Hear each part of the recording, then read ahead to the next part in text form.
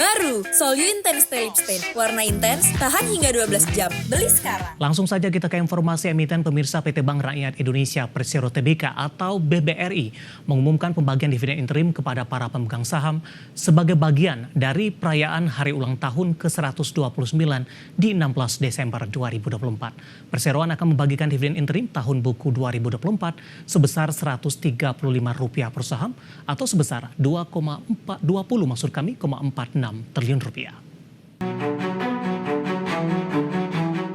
Mengacu pada keterbukaan informasi Bursa Efek Indonesia berdasarkan laporan keuangan yang berakhir pada 30 September 2024, PT Bank Rakyat Indonesia Persero Tbk akan membagikan dividen interim tahun buku 2024 sebesar Rp135 per saham atau sebesar 20,46 triliun rupiah. Apabila dirinci dividen interim yang disetorkan kepada pemerintah sebesar 10,88 triliun rupiah dan dividen interim kepada publik sebanyak-banyaknya sebesar 9,58 triliun rupiah. Adapun jadwal dan tata cara pembagian dividen interim BBRI, pengumuman jadwal dan tata cara pembagian dividen interim di 16 Desember 2024, akhir periode perdagangan saham dengan hak dividen interim atau cum dividen di pasar reguler dan negosiasi di 24 Desember 2024, di pasar tunai 30 Desember 2024. Awal perdagangan saham tanpa hak dividen interim atau ex-dividen pasar reguler dan negosiasi 27 Desember 2024 dan pasar tunai 2 Januari 2025. Daftar pemegang saham yang berhak dividen interim atau recording date di 30 Desember 2024, pembayaran dividen interim di 15 Januari 2024.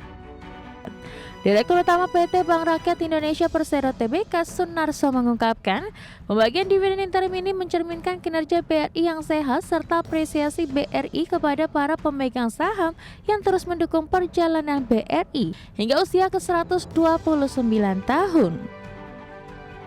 Sunarso juga menambahkan Persero memastikan pembagian dividen interim ini tidak mengganggu permodalan. Di sisi lain, semua kebutuhan investasi telah terpenuhi serta cadangan untuk mengcover berbagai risiko telah disediakan dengan memadai. Berbagai sumber IDX Channel.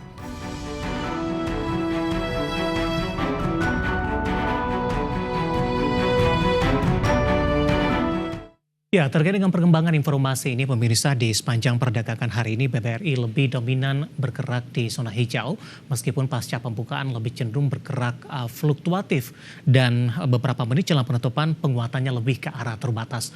Langsung saja kita akan coba lihat pergerakan intraday-nya di sepanjang perdagangan hari ini. Dapat Anda saksikan grafis di layar televisi Anda pemirsa.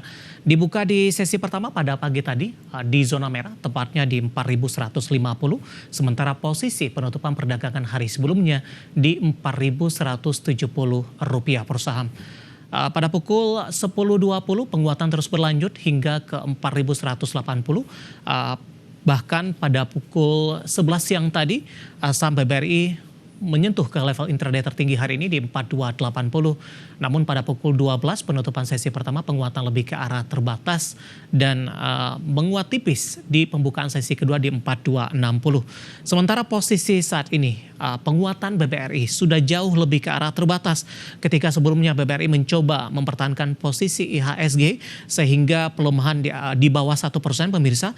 Namun dengan pemangkasan penguatan saat ini di 1,44% di 4230, pelemahan dari indeks harga saham gabungan kembali bergerak di atas 1%.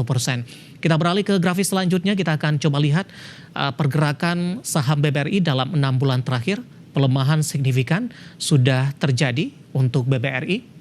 Ke grafis selanjutnya, di perdagangan 19 Juni BBRI masih diperdagangkan di 4.100, 5 Agustus diperdagangkan di 4.530, sementara puncaknya di September saham BBRI diperdagangkan di 5.525 pemirsa. Namun level ini tidak mampu dipertahankan. Oktober, November, Desember saham BBRI lebih cenderung tertekan. Di September rata-rata saham perbankan big cap menembus ke level intraday tertingginya pada waktu itu. Namun dalam beberapa bulan terakhir saham BBRI lebih cenderung tertekan. Bahkan kalau kita bandingkan dengan saham perbankan big cap lainnya, tekanan paling dalam tampaknya terjadi untuk BBRI. Kita beralih ke grafis selanjutnya, kita akan coba lihat dari sisi valuasi dengan beberapa indikator yang ada. Dapat Anda saksikan grafis selanjutnya di layar televisi Anda. Price to earning ratio-nya ada di kisaran di 10.72 kali, PSR-nya di 2.57 kali, PBV-nya masih di 1.99 kali, dan PCFR-nya minus di 50.04 kali. Kombinasi secara fundamental, teknikal, dan juga dari sisi valuasi, dan semoga bisa menjadi salah satu referensi untuk Anda.